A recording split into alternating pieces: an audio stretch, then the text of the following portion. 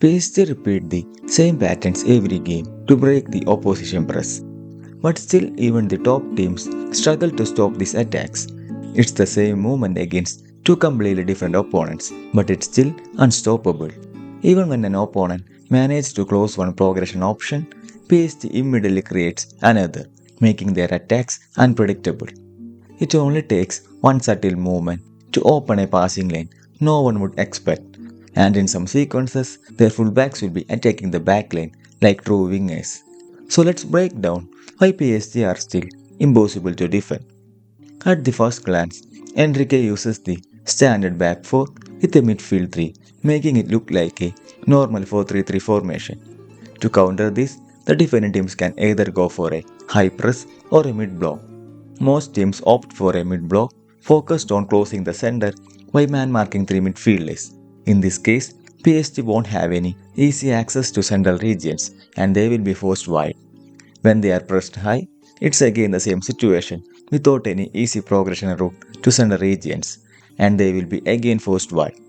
As the ball is played wide, the press will get aggressive as expected. And now they execute those trained patterns where the wide attacker will come inside. This repeated pattern looks predictable, and you may say the fullback could strictly follow the winger. But PSG has a clever idea to escape the man marking.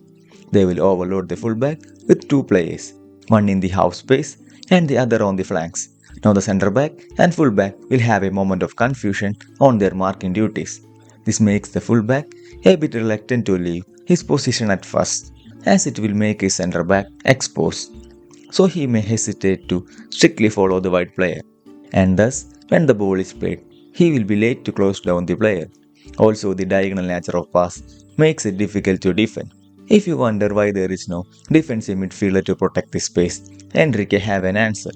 In this case, one of the center midfielders is pinned by Fabian Ruiz, while the other midfielder was already engaged in marking Vitinha.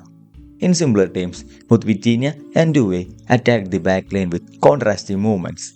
When Vitinha was marked by the center midfielder, the center back marked Due. This opened space in the center. In some cases, opposition will take the risk of pushing the other center back high, and this might stop PSG. But this may also backfire if both center midfielders are out of position. Here Vitinha's repositioning dragged one midfielder high, while the other one was dragged high by the dropping moment of Neves. Now opposition has exposed their midfield and we can see the same dropping moment of Due being closed down by the centre back. In this case, opposition pushed right back to the middle instead of centre back we saw in the previous sequence. Though PSG couldn't progress earlier, now the winger got it right and they can attack an exposed backlane. The success of their attacks depends on those subtle movements. This particular sequence shows the intention behind each movement. PSG have three midfielders inside the press and notice how they are moving. Vitinha is behind the presser and he may move left or right. Here the play is directed wide and Vitinha is trying to be the next option for the right back. At the same time, Neves, the right midfielder, was on his way to attack the half space. But as soon as the play was directed wide, he changed direction to move high.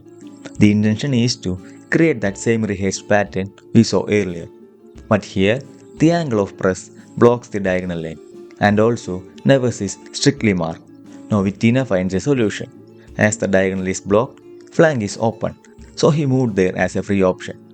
Now again, we can see the same movements to recreate that rehearsed pattern. Winger pinning the fullback, while Neves is threatening the half space run.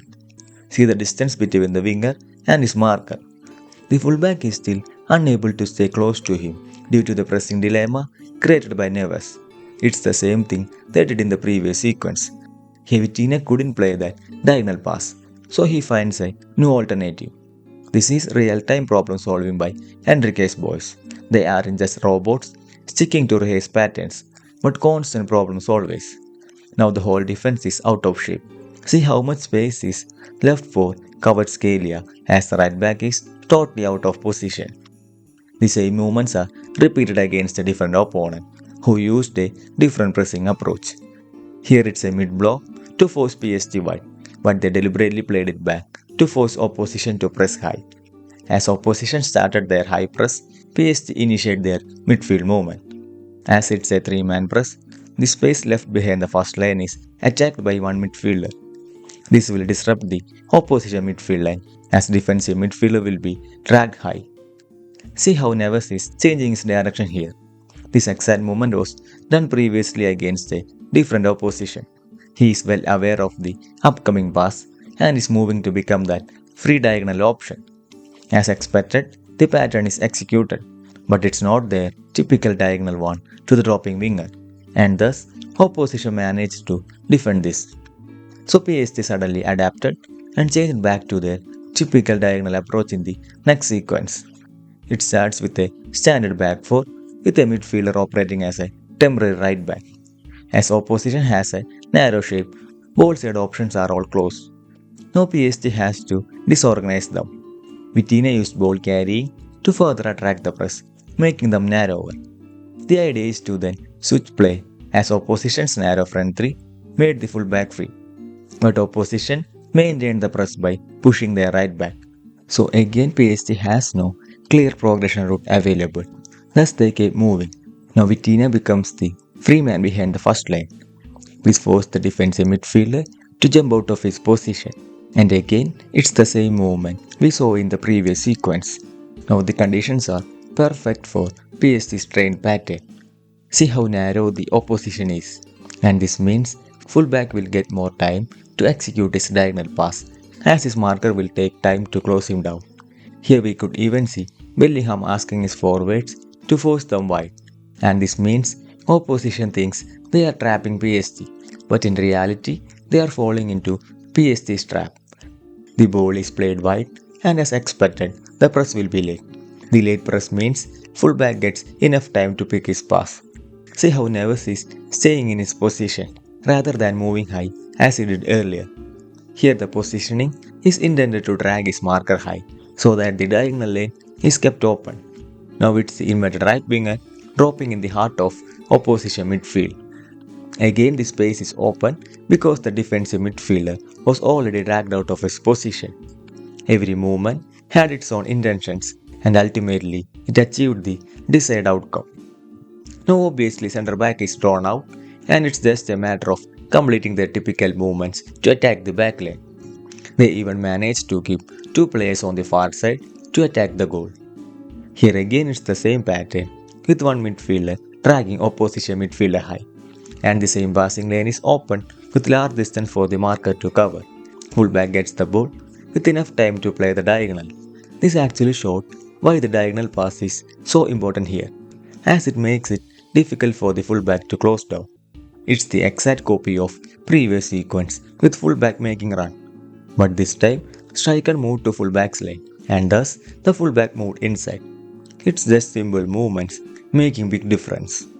PSG's success isn't just luck or result of opposition mistakes. Rather, each player is well trained to make those meticulous movements to create an attack space.